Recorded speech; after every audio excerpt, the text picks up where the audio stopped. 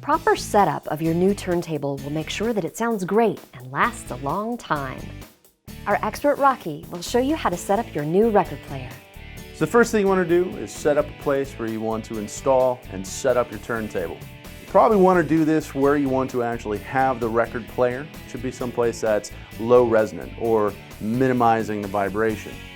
But for today's purpose, we're going to put it on a table.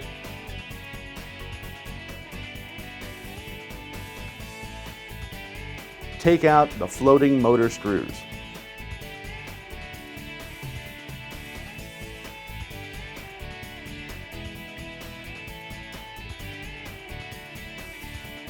Taking the screws out allow for the springs to work naturally.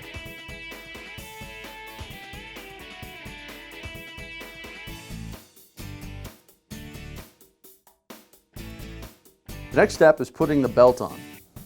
Go ahead and do that now. You're going to have two speeds here. You have 45 and 33. 33 is going to be on top, 45 is on the bottom. When you put it on, make sure that there's no flip in the belt.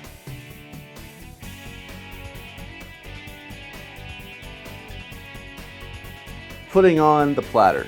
The heavier the platter, the better. Heavy platters will reduce vibration, getting you better sound. At this time, you want to put on the slipcover. The next step is installing the counterweight. I like to install mine backwards, that way I'm not confused by the numbers when I'm using the tracking force gauge.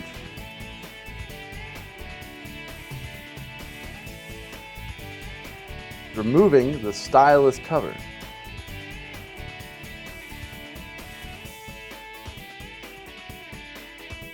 The Shure tracking force gauge is a necessity for your more higher end tables. Every cartridge is going to come with its own specific weight. Set it to that. It only goes up to 1.5, so you have a doubling line that makes it a little bit easier to use. The idea is that we're aligning these two parts here. You can use the mirror to make sure that it's aligned perfectly.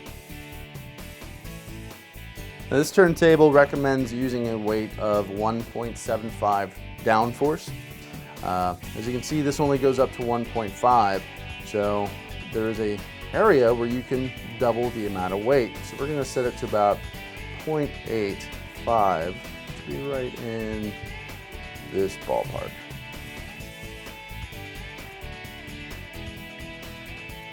And as you can see, that's far too much. What you're trying to do is get these two pieces to measure up perfectly in the mirror. So we're going to make some adjustments. Each independent cartridge is going to come with its own recommended weight. This is for two reasons. One, making sure that we have the best sound quality of that cartridge. And number two, making sure that the needle isn't burying itself too deeply or too lightly into the groove.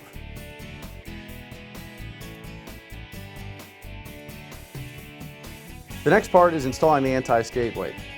We want to use this because the natural tendency for the tone arm is to kind of wobble back and forth. This is going to allow for this to stay right in the groove. One of the last steps is making sure that the table itself is balanced. The easiest way to do that is to download an app for your phone and see if it's unbalanced. This is on 3 feet. It actually makes it easier to balance correctly. So you can see we're a little bit off. Go ahead and readjust that back down to where it should be. On this turntable and many others, the cartridge already comes pre-aligned, so there's no need to make any sort of adjustments. However, if you do need to make adjustments, there is a protractor that comes ready in the box. For the last step, we're going to go ahead and put on the dust cover. Should slide right over top of it. And to be honest with you, it's going to be probably the least used item. You should only leave it down when you're not playing. Always leave it up when you are, and you get the best sound quality that you can possibly get. If you have any questions about turntables, please give Crutchfield a call.